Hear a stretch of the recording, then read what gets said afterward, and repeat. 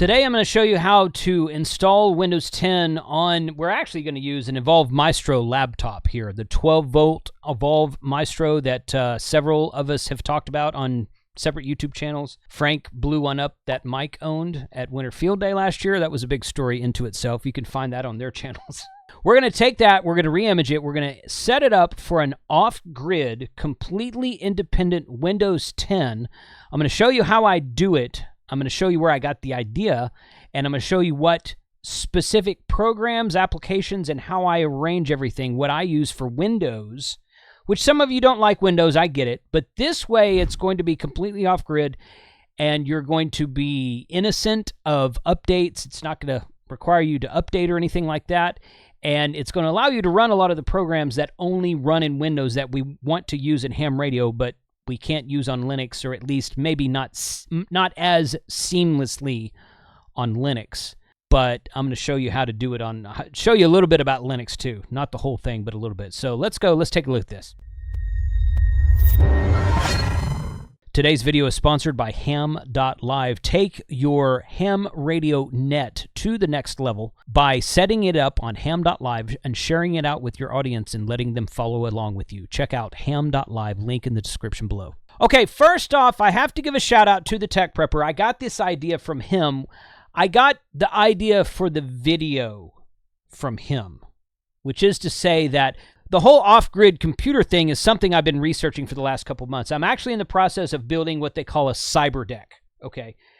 In a nutshell, all a cyber deck is usually a Raspberry Pi in a hardened case with a screen that has USB ports and whatnot on it, that has a bunch of stuff downloaded on the hard drive so that you never have to plug the Raspberry Pi into the internet, and you can just use stuff.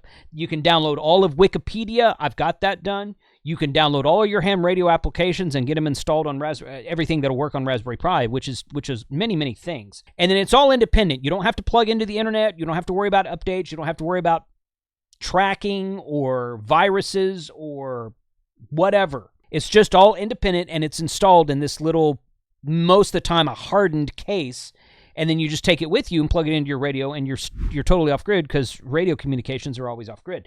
So taking that to, I don't want to say the next level. It's not really the next level, but taking that to in another direction, put it like that. Gaston, the Tech Prepper, did a video a while back about how he took his Windows 10 operating system off-grid. A lot of the stuff that he runs is in Windows 10. A lot of the stuff that, a lot of the ham radio applications only run in Windows. A lot of your Chinese programming software applications for the Chinese radios only run in Windows. Some of the more popular applications we like for instance, Smart SDR from Flex Radio will run in iOS and macOS, but it's made by a third party. Flex Radio has an open API that they let anyone write software that API connects to their radios, and you can control their radios with it, no problem. But they write Smart SDR for Windows themselves, which is free, and you just go download Smart SDR and can use it with a Flex Radio. The iOS and the macOS version are written by a guy out of Germany. Very good pieces of software, but you have to buy them and pay the guy in Germany, the developer who wrote them. So they're not free like the Windows application is free. So that's just one example. It's just one example. There's a lot of free software out there for Windows, a lot of free software out there for Raspbian or Debian or whatever flavor of Raspberry Pi we're running today, or whatever flavor of Mint Linux, Debian Linux, Ubuntu Linux. You can get all kinds of free applications for that as well. But specifically for Windows, I want to show you guys how I'm going to set up this Evolve Maestro. I've got it sitting on the overhead right here. Here it is right here. I've actually got 3 of these things. This is not my main box. My main box is sitting in my Explorer backpack of my antenna bag, my Explorer backpack from Gigaparts. So that one's there. So we're not going to touch the main one. This one here I re-imaged a while back because I was using it for something else, and guess what? It went into the boot loop. And I'm like, oh, really? You want to go into a boot loop? Well, guess what? You're getting your butt re-imaged, and that's just how it is. So we're going to do that today, and I don't even know if it'll take the Windows image or not. So the first thing I'm going to start out with this is a verbatim. It is a verbatim 64 gig USB stick, ToughMax USB 2.0 flash drive. So these things are pretty well. I mean, it's got 602, 4.4 out of 5-star reviews. Okay, it's made to be tough and durable and a little bit kind of better for the field use and whatnot. If you're going to take it out, you're going to beat it up, you're going to put it in your pocket, carry it around, and do it for stuff like that. We're going to boot everything from this, and I'm going to show you how I can run either Windows or Linux from this specific USB device. And what I did was I bought 2 of these. So everything I did to this, I did to a second one. Keep a second one at home or maybe in your vehicle somewhere locked away where you know where it is. That way, if this one gets corrupted or you just freaking lose it, then, you know, you've got a backup spare. So everything we're going to talk about today is going to be backed up somewhere. We'll talk about that later. But Gaston used one called a Gorilla Drive he talked about in his video, and when I saw his video, I went out and looked at the Amazon link he shared and the website to Gorilla Drive, and they are sold freaking out. Like, he completely destroyed Gorilla Drive, sold them out of everything, and for the last couple weeks, they haven't had anything in stock at all. So I don't know, you know, if you're watching this video 2 or 3 or 6 months later, maybe that's not the case anymore, but very good job to Gaston for completely selling that company out of their hard drives. It was fun. I thought that was funny. I don't know. I laugh at things like that. So we're going to download a program called Ventoy, Ventoy, and we're going to flash that to this drive, which I've already actually done. Okay. What you do is you download a program called Ventoy. It looks like this when you download it, you unzip it, and you bring it up. And it looks like this right here, and it automatically detected, you can see right there, the E drive, 64 gigabyte verbatim Tough Max. Okay, so I plugged this stick into my streaming computer. This is my Windows box that we're completely online, updated and everything. I plugged this stick into a USB port.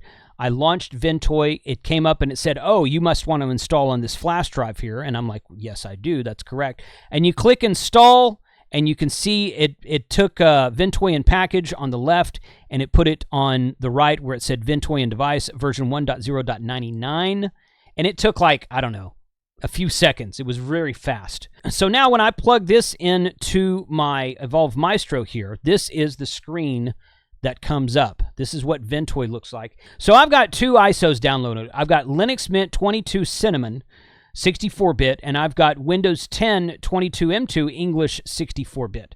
These are the 2 OSs. You can download an ISO of whatever operating system you want and load it onto this same drive, and then Ventoy will see it, and you can choose what operating system to install. So if you always want to run Linux, you can do it this way. If you want to run Linux in Grub 2, that has a bootloader, you can do it this way. That's one of the options on here. But today we're talking about running Windows 10. And the way to run, I will leave a link in the description below to Windows 10. The only way to download Windows 10 is to do it from a browser that's not on Windows. In other words, if you want to do it from like a Raspberry Pi or a Linux box or a Mac OS box or something like that, it'll show you the ISO file to download. If you do it from a Windows box, it's going to say, oh, click here to update your system, you know, and it's not going to show you the ISO file to download. There's a way to get around that. I think if you put Chrome into like Android mode, it'll show you the ISO file, something like that. I just went and downloaded it I actually downloaded on my Android phone. That's how I did it. The link that I will share with you in the description below, I downloaded on my Android phone, and then I plugged my Android phone in my Windows box, and I just drug it over. So it was no big deal to do it like that. But yeah, Windows thinks you want to update it if you go there from a Windows browser on a Windows operating system, but just FYI. So here it is right here. So this is Windows 10, and I've gone through a few of these steps already, so I kind of know where this is going to go, and I'm going to take you guys around and show you what I'm going to do. And you can choose in normal or Wim boot mode. Now, I had to look this up. Wim boot is the Windows mode, refers to a feature that Windows allows a computer to boot directly from a compressed Windows image file, WIM Windows image file. It's made for smaller computers with smaller hard drives or tablets or phones or something like that. So this is what I'm going to choose today because this Evolve Maestro laptop only has a 64 gig hard drive, which is plenty to install Windows onto because we're going to run almost everything on an external drive, which I'm going to show you later. I've got a lot of my stuff, a lot of my programs, a lot of my apps, a lot of my files downloaded on an external drive, and the whole idea of that came from a CyberDeck that I'm building that I'd mentioned earlier. So we're going to do a CyberDeck build on another video, but today we're going to choose Wim boot mode. right there. And this should go pretty quick right here because WinBoot's a smaller version. If you were to choose normal mode right here, it might take a little bit longer depending on how fast your computer is. And this computer is not fast. This is not a fast computer at all. But we're going to sit here and see how that goes. It took about like a minute or something like that. Booting Wim file. All good there. The dreaded Windows symbol. The reason we use Windows is because a lot of your applications only run on Windows. We're going to talk about some of those here in a little bit. All right. We're going to go next and install now. And this part's going to take probably, I don't know, 5 to 7 minutes, something like that. Because I tinkered with this a little bit earlier and ran parts of it. But I didn't want to do the full install until you guys were watching. So here is the screen we're seeing now, and we're just going to have to wait for it. Okay, that didn't take too long. Accept the terms. So there was an install of, I think I mentioned earlier, there was an install of Windows on this laptop, and I did a factory reset of it, and then it went into the boot loop. It would boot up, it would come up and say, do you want to install Windows 10 from a local file? And I click yes, and then it would kind of do something, and then it would reboot and come back to that same thing. So I want to wipe everything out. I don't want anything on this at all. And these are the partitions I was talking about earlier. And it's got some in here, and I'm just gonna delete everything because I want to do the whole thing again. I want to start fresh from scratch. Again, this is not my standard Evolve Maestro laptop. This is a second Evolve Maestro that I have. I actually have 3 of them. I have one that's still brand new in a box. I'm not sure what I'm going to do with that one yet. We might do a Mint Linux install on that one. But I'm going to wipe everything out. This is the standard F disk. Some of you who've been in Windows for a while may recognize this. So we just nuked all the partitions. I've got 57.7 gigabytes of free space. I'm going to click on New. And I'm just going to let it set the parameters there. It takes a second, not very long. Boom, okay, good. So 95 megs is for the system. 16 megs is for an MSR reserved. Microsoft something record. And then 57.5 gigabytes is going to be our primary. And we're going to click on Next. That's where it's going to install the operating system. And this part right here might take a few minutes. I think about 5 to 7 minutes, something like that, for these getting files ready. And then the last 3 shouldn't take long at all. We're just going to wait for this to finish. Now, let me tell you something real quick, because it might seem counterproductive, but today's video is sponsored by Ham.live. It's sponsored by a website for an off-grid computer that we're building, okay? If you're doing a net, check out Ham.live as a free net logger. Create your net, name it whatever you want to, send the link to the people you want to check in on the net, club members, friends, whatever. Have them go to the net, and you can check in on the net or check in over the air. If you're doing a digital net like a System Fusion or DMR or even an All-Star net, something over the internet, you can share links to it and just get a more expanded capability on your net. You can do some internet keyboard-to-keyboard chatting about the net and expand the net a little bit farther that way. So check out ham.live, and if you talk to those guys, tell them thank you for sponsoring this video. Okay, we're at 12% over here. That's good, so I'm just going to kind of let it do its thing. So what do I mean by an off-grid Windows 10 system? So we're not, once we get into these install files, it's going to ask us to connect to a network. We're not going to connect this thing to a network. We're not going to connect to the internet. We're not going to download files. I've got an application that's going to show us how to turn off Windows updates, so it's not going to ask us about that. You can remove a lot of the bloatware like the Cortana and some of the games and crap with this application. It's a very cool application. I did get this one from Gasstone as well, and I installed and ran this application on my new Panasonic Toughbook that I just picked up. Works great. So we're going to install that here. But this is a laptop that we're never going to have on the internet. This is going to be made to connect, to put in your antenna backpack or your radio go bag or whatever you've got, to take out to the field, connect to a radio of some sort, VHF, UHF, HF, something. Work HF, FT8, JS8 call, WinLink, something. Whatever you want to work, pick your poison here. I've got an external hard drive with a bunch of ham radio apps and a bunch of Windows apps and a bunch of documents and whatnot downloaded. We're going to show you that here in a minute. And the idea for the external hard drive came from the cyber deck that I've been building. I downloaded all of Wikipedia. I'm going to put it on there. This might be something I end up offering like for sale at some point in time. I'm not sure yet. I might offer it for free to like some patrons or something. But I've spent several hours building this hard drive together and with all of this compiled information. Most of it's free. You can go out and compile it yourself. It may take you a few hours, and if you want to do that, then, you know, more power to you. There's nothing spectacular about this. You can also download some YouTube videos, something about how to program a certain radio, how to set up WSJTX or JS8 call on a certain radio, how to set up this certain thing on a radio. Download that YouTube video and save it on your external hard drive for later reference. You can play it on your off-grid Windows laptop, but the purpose of today is to take this Windows system and put it on a laptop that's a fresh install, like what we're doing, and it will never, ever be connected to the internet. So this is not your working laptop that you're going to go check your email on every day. This is specifically made for your radio off-grid comms in the field.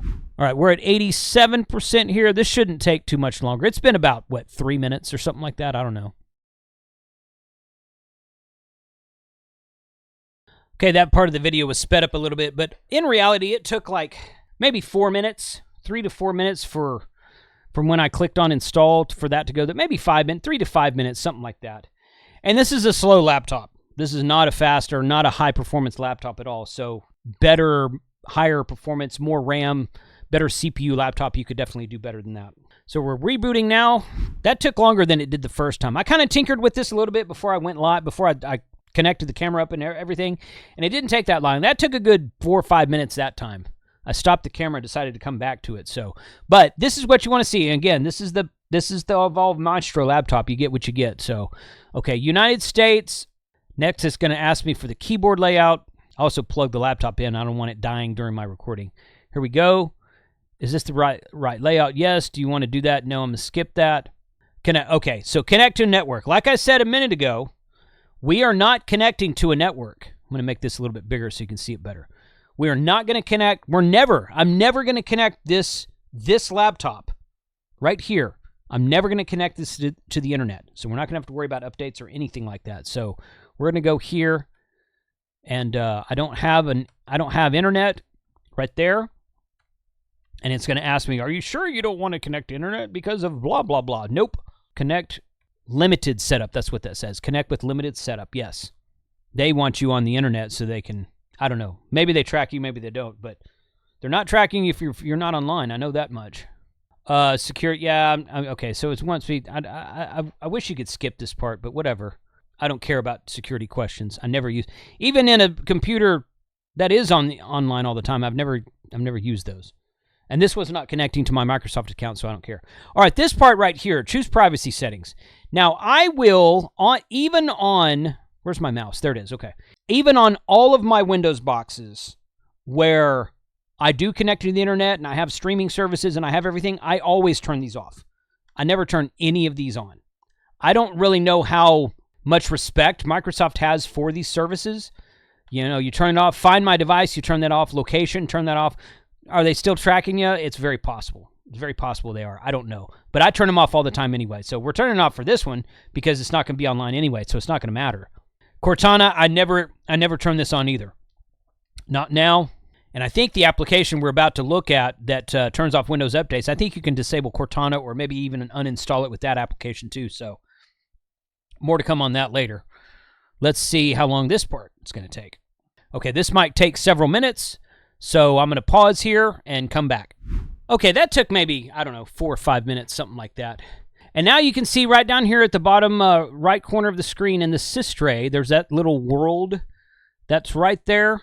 That means we don't have an internet connection. We don't have a hard line. It would be in the shape of a monitor or the Wi-Fi symbol. We don't have any of that. It's completely offline right now. I'm doing a screen capture on my recording computer here, but this one's totally offline. So it also came up and asked me if I wanted to install and configure Microsoft Edge. No, I don't want to configure Microsoft Edge. Too little, too late from Microsoft with Edge. Edge is based on Chromium, so it's supposed to be a lot better than Internet Explorer. But in my opinion, Internet Explorer was the worst piece of software ever written by man. It was a total farce, a complete Swiss cheese back end. I hated Internet Explorer. Every time someone would call, when I used to work IT support, every time someone would call with virus or malware information, I'd be like, stop using Internet Explorer. that's going to solve 65% of your problems, and then we'll clean everything off and get a real browser. Not using Microsoft browser. Do not want to use it. I'm probably going to use Firefox on this install. I like Chrome. I use Chrome mostly. There's a lot of Google monitors your crap Chrome stuff out there, but again, this one's never going to be online, so do I care? I don't know. I don't know if I really care that much or not, but right now, we're going to install Firefox on here. So earlier I mentioned about external hard drives. So what the deal is with this, so I know I had mentioned earlier that the CyberDeck I was looking at building is basically it's a 2 terabyte drive. You can get bigger than that if you want to. It's a 2 terabyte drive with Wikipedia downloaded, manuals for all of the radios that I have. It's got some survivalist books, some handbooks, some fiction books just for entertainment type stuff. Again, I said this earlier, you can download videos for instructional stuff that you can download and watch and just put the video in its hard format on there, local files. And it's got a lot of the applications that we use for ham radio already downloaded, so you've got executables, you can install them. It's got all of this stuff locally that you're going to have to download from the internet, but then you can save it on a hard drive and add it to another system later. So right now, I'm going to show you guys the hard drive that I've got. So this is a little 2 terabyte Western Digital SanDisk hard drive. There's nothing special about it. It's just, you can get these off of Amazon or from Best Buy or something like that. So I'm going to plug this in over here on the side. There we go. Let me get this open here. All right, My Passport, that's just kind of what it's called right there. You can see the 3 partitions. I don't know why. It kind of puked in it created a CD and an E drive with the partitions from Ventoy. That's just kind of how Ventoy works. Okay, that's fine. And My Passport. Now, here is the stuff that I have. I have Android APKs. I have app installs, EPUBs. I've got some books and whatnot. Some of them are like manuals for like off-grid survival manuals, field manuals and whatnot. Some of them are just fiction books. I've got when I say manuals here, I've got manuals for radio manuals, like owner's manuals for certain radio models that I own. These are the OS files, those 2 OS files, or the ISO files rather, that I showed you at the beginning of this video. That's those 2. I might put some more stuff in there. And then it's got all of Wikipedia in here. And it uses this program called Kiwix that will allow you to download Wikipedia and then save it as a local file. And there's like 180 something gigs worth of files for Wikipedia in there, so that's all that stuff. But what I like, if I go in here to app installs, and then, again, I built all of this stuff. Nope, that's the wrong one. I built all of this stuff, and I'm going to be adding to it over time. Any suggestions you guys have for more stuff I can add is appreciated. And this is so I've got ham radio. I can't see what that says. I've got ham radio and whatever that says there. And then I've got video, so I've got some of my video editing software files installed, and then I've got Windows. So these are my Windows files right here. Let me make that a little bit larger so I can see it. Okay, these are the Windows files that I have installed right now. I have ExpressVPN, which I use on my computers that are connected to the internet, but I have it downloaded here, and I can install this on a computer and connect ExpressVPN the very first time I get online. If I'm setting up another computer, then I want to connect. I've got ExpressVPN. This is the one I've used for about a year and a half. I really like it. I've got the Firefox installer. I've got my Office set up, which we're not going to install that here because it won't. It might work on a off-grid computer. I don't know, but I would if you want something like a word processor or Excel spreadsheet, I would probably get OpenOffice instead of messing with the Microsoft stuff. I've got Putty. I've got Terracopy. And there's Ventoy right there. We talked about that earlier. I showed you Ventoy at the beginning of this video. It's hard to see the mouse because it's because I've got the windows zoomed in so far. And then there's VLC. So 3 of the programs that I install when I first put Windows on is Chrome or Firefox. If you want to do Firefox, that's fine too. Chrome or Firefox, something besides Microsoft Edge. Just ignore that stupid thing. Terracopy, which is a very good program to copy files from one drive to another. Copying larger files, you can it does its own checks and whatnot. If you want to copy stuff to and from an external hard drive, Terracopy works well. You can do Terramove or Terracopy, make copies of it. You can pause the move if it's going to take several hours and it's affecting your performance. You can pause it and you can restart it later. Very good program, Terracopy. Been using that for years. The other one is VLC.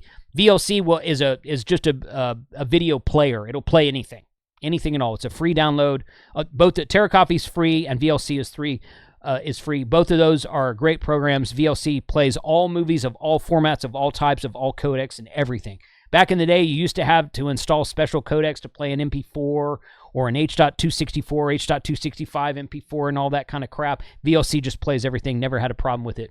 But the one I'm going to show you guys today that we're going to probably end with today, the main one that we're going to do here on today's video, I'm going to install some more ham radio apps, but today we're gonna probably stop with this WU10 man installer. Now, I installed this on my new Toughbook that I just got like a month ago, and so far it is working great. So I'm going to show you guys what it does. Real quick detour here. If we go up here back to ham radio, oh, that second one says RPi. Okay, that's Raspberry Pi programs. Okay, good. If we go up here to ham radio, I'll show you guys what I have in my ham radio file, and this is not done. This is not done. This is what I have so far, so suggestions from the community are welcome. I've got Chirp Next and Chirp Legacy. I've got Grid Tracker, Hammers Pro. Soon I'll have World Radio League's logging program once it comes out with a standalone Windows version. I've got Smart SDR for Flex Radio. I've got Vara Chat, Vara FM, Vara HF, and Vara Sat, and Vara Terminal. And then I've got WinLink Express, and I've got WSJTX. Now, these are all the versions that are current today. I downloaded all these within the last, probably the last week or so, something like that. So as time goes on, you're going to want to make sure you have the latest updates that you download to your hard drive on your computer that's on the internet, and take that hard drive out and plug it into the off-grid computer and run an update. If you want to run an update, if you're like, man, this thing's working great, I don't want to mess with it, don't run the update. You're not going to be forced to, because we're talking about an off-grid computer system here. But this is the list of ham radio apps that I have right now that I will be installing on this lab. I'm not going to install all of these. I probably will not install Smart SDR, actually. But I'm going to install many of these on this laptop, and we're going to use it in the field on a POTA activation one of these days. But right now, here's where we're going to end this video. And it's going to take a few minutes to do this. This is the WU10 man, Wu10 man, however you want to say that, installer. This will allow you to turn off Windows updates and install a lot of the bloatware that comes in Windows.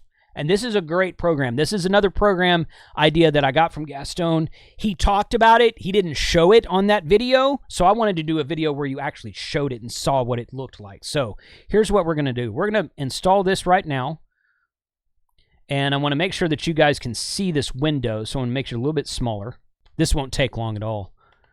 Default setup, install.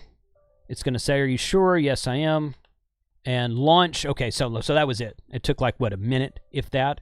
And it pretty much asks you this every time, because it's making changes to the baseline operating system on this. So it's going to ask you about this. Do you want to allow this app from an unknown publisher to make changes to your device? Microsoft says it's a known publisher, because why wouldn't they? Why wouldn't they? Yeah. So, all right. So we'll wait for that to come up.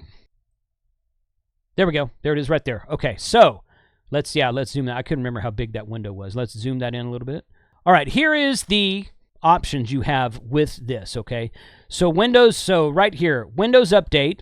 And that's Windows Update, Module Installer, the Update Medic Service, and Connected User Experience and Telemetry. Okay, so we can, those are all, obviously, they're all turned on by default, so we can disable all those services. Now, the Windows modules, let's see, what else? We can do, okay, that's Windows Services. That's the tab at the top there. Let me make sure I've got, yeah, okay, I've got that whole thing in there. You can pause updates, and if you don't want to turn off updates, you can pause updates. I just turned them off. So I turned off Windows updates on my laptop, and both of my desktops at home updated last week, and my laptop did not. So far, so good with this. This seems to be working just fine. So you can pause updates if you just want to turn off updates for like a month or two. You don't want to jack with it. You can do that instead of turning them off.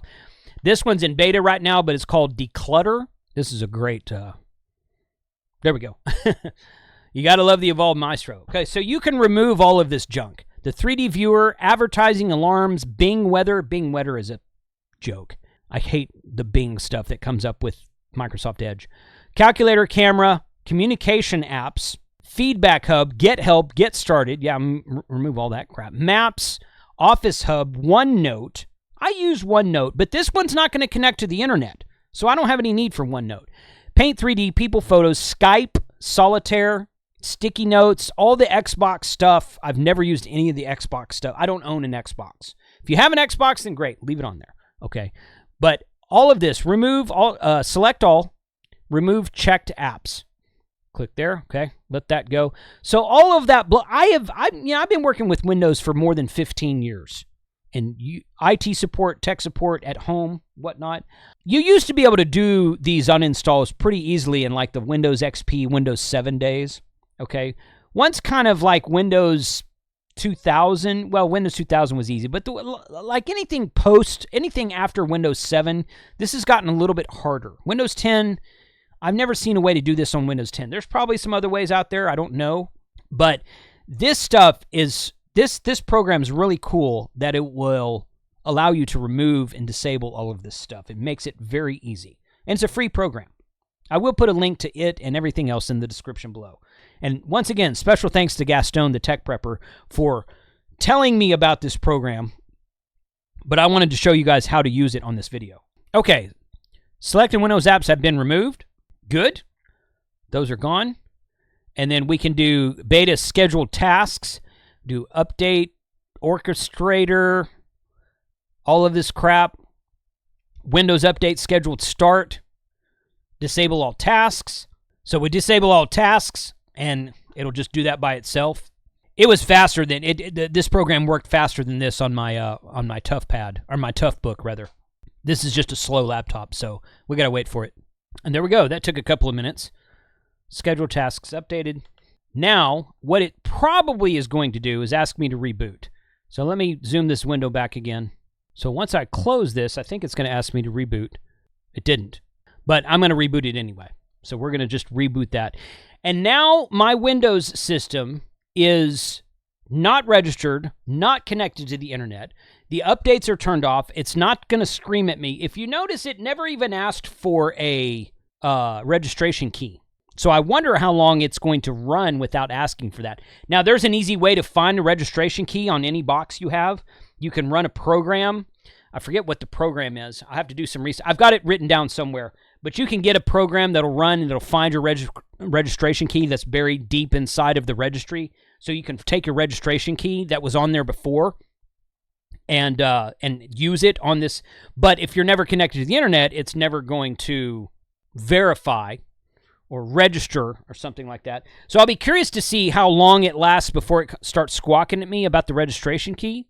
And if I put the registration key into it, is it going to look at some internal database or some local database that it's, I don't know. I don't know yet. So we're going to see. But it's not going to ask me for Windows updates. It's not going to get connected to the internet. It's going to just run ham radio applications. And we're going to do another video with it on a POTA. I'd like to know what other applications besides the one I showed you guys earlier. What do you suggest? What else would you like me to add to this hard drive?